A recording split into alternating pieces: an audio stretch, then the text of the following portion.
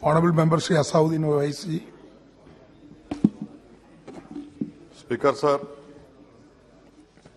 आपका बेहद शुक्रिया कि आपने मुझे आज बोलने का मौका दिया।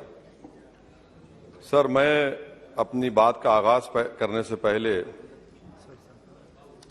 एक शेर पढ़ना चाहूंगा जिससे जम्मू कश्मीर की आवाम के उनके जज्बात और उनकी तकालीफ की अक्कासी इस ऐवान में हो सकेगी।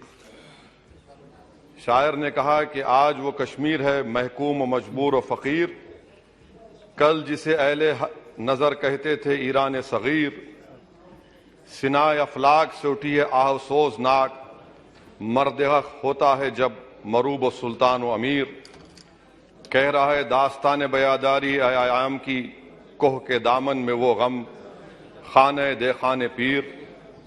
और किसी और जगह पर एक शायर ने अच्छा कहा कि घात में सयाद पहलू में है खटकता तीर का, एक पहलू ये भी है कश्मीर की तस्वीर का।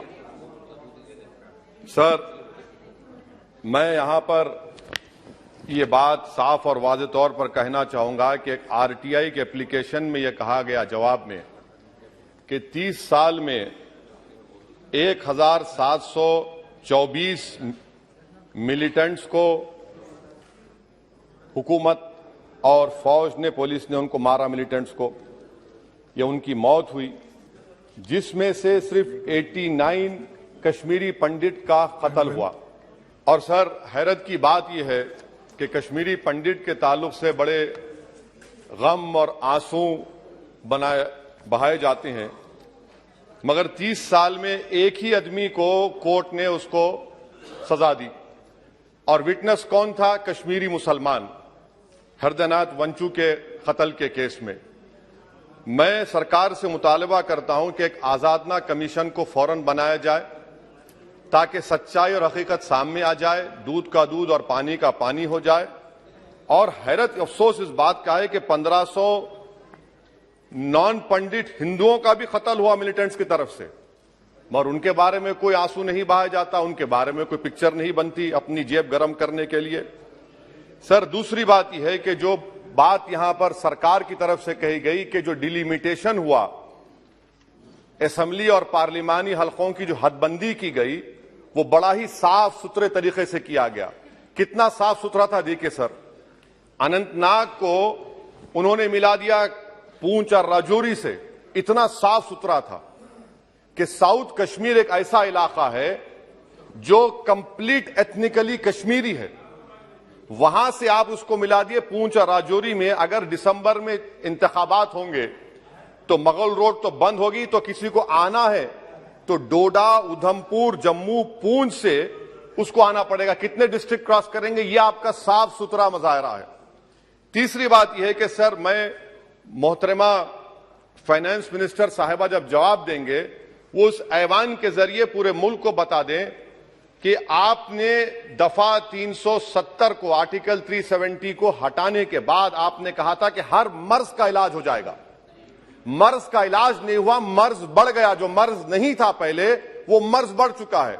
मैं आपके जरिए से मोहतरमा फाइनेंस मिनिस्टर साहिबा से जानना चाहूंगा कि इस ऐवान पर आप रख दें कि कितना एक पैसा इन्वेस्ट हुआ नहीं हुआ।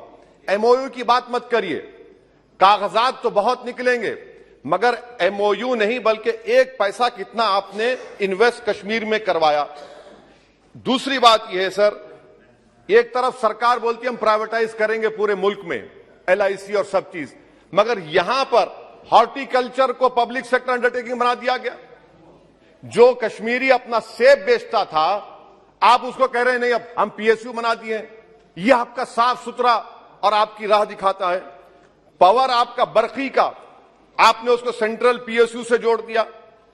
तीसरी बात यह सर, आपकी इकोनॉमिक पॉलिसी है क्या फिर कश्मीर के लिए? यहां पर एक पॉलिसी, वहां पर एक पॉलिसी, कौन सी कंटिन्यूएशन है? आप तो यहां पर एक अपना रहे हैं, वहां पर अलग लोग अपना रहे हैं, इसमें कोई इंटीग्रेशन नहीं है। सर, फार्मा ट्रेडर्स पर दावे हो गए, रेट पड़ गया। जो सप्लायर्स है उन पर रेट पड़ गया। टोल पोस्ट खत्म कर दिया आपने। 114 राइस मिल बंद करने के दहाने पर आ गए। इसका जवाब नहीं है सही है गलत है।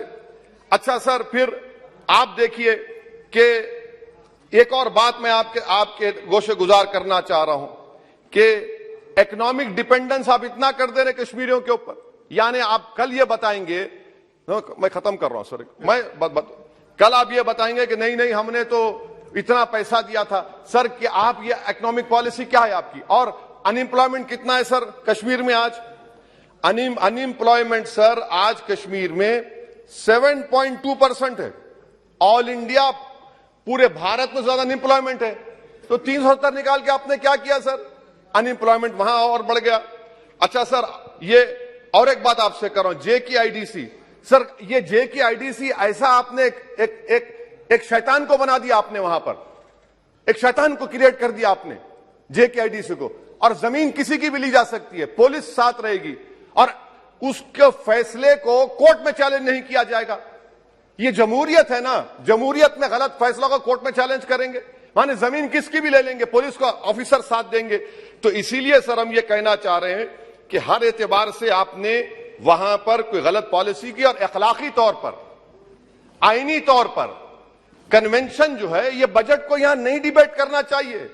इस बजट को तो वहां के मुंतखब शुदा अवामी नुमाइंदों को बहस करनी चाहिए। यहां पार्लियामेंट में बैठकर हम एक जम्मू का, कश्मीर का कैसे बजट पास करेंगे? तो गैर अखलाकी बात है, कन्वेंशन के खिलाफ है और इसको बताता है कि आपका मंशा और मकसद क्या है, कि आप यहां पर कठपुतली की तरह कंट्रोल करना चाह रहे हैं।